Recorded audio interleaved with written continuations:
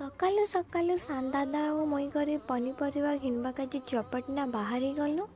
ଗୋଟେ ତରଭୁଜକେ 100 ଟଙ୍କା ବୋଲି କରି କହୁଛନ୍। ପନିପରିବା କଥା ତ ନାଇଁ କହନା ଯେତେ ରେଟ୍ ଯେ बैगन फूलकोबी कच्चामरीच टमाटो କରି ଆଣିଲୁ। ଚପାଟନାନନ୍ ଫିରିଲା ବେଲେ ଥଣ୍ଡା ଗୋଟେ ବୋତଲ ପିଇଲୁ ଦାଦା ଆଉ ମୁଇଁ ଆଉ ବାହାରି ପଡ଼ିଲୁ। ଚପାଟନାନନ୍ ଯାଇକରି ଆସିଲା କି ସଡ଼କ ଯିବାକେ ପଡ଼ିଲା ବାହାରିଲୁ ଜୁନାଗଡ଼କି। ରାସ୍ତାତି ଗଲାବେଲେ ଆଖୁ ରସ ଟିକେ ନାଇଁ ପିଇଲେ ତ ଭଲ ଏକା ନାଇଁ ଲାଗେ ତ ବାପା ଆଣିଦେଲେ ଆଖୁ ରସ। ଜୁନାଗଡ଼ ଆମେ ପହଞ୍ଚି କରି କାମ ସରି କରି ଆମେ ବାହାରି ଗଲୁ ଉମେର ଗାଁ କାଁଚିକି ଆଜି ମୋ ଦାଦାର ମ୍ୟାରେଜ ଘରକେ ଖେଟି ସାରିଲା କି ଭଲ ସେ ଟିକେ ଲୋକବାଗ ମାନର ସଙ୍ଗେ କଥା ହେଇକରି ଆମେ ବାହାରି ପଡ଼ିଲୁ ଖାନା ଖାଇବା କାଜି।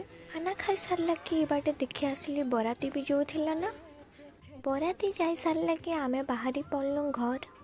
ସନ୍ଧ୍ୟା ଟାଇମ୍ଟି କିଛି ଖାନା ଖାଇବାକେ ଇଚ୍ଛା ତ ଲାଗ୍ସି ଏକା ତ ବାଟେ ମିଳିଗଲା ଗୋଟେ ଠେଲା ଚାଟ ବାଲା ଗୋଟେ ତ ମୁଇଁ ଚାଟ ଖାଇଲି। ଏବେ ଚାଟ ଖାଇ ସାରିଲା କି ବି ମନ ନାଇଁ ବୁଝୁଥାଏ ଆରୁ କାଣା ଗୋଟେ ଖାଇବାକେ ଇଚ୍ଛା ଲାଗୁଥିଲା ତ ମୁଇଁ ଛୋଲ ଭଟୁରେ ଯାଇକରି ଅର୍ଡ଼ର କଲି।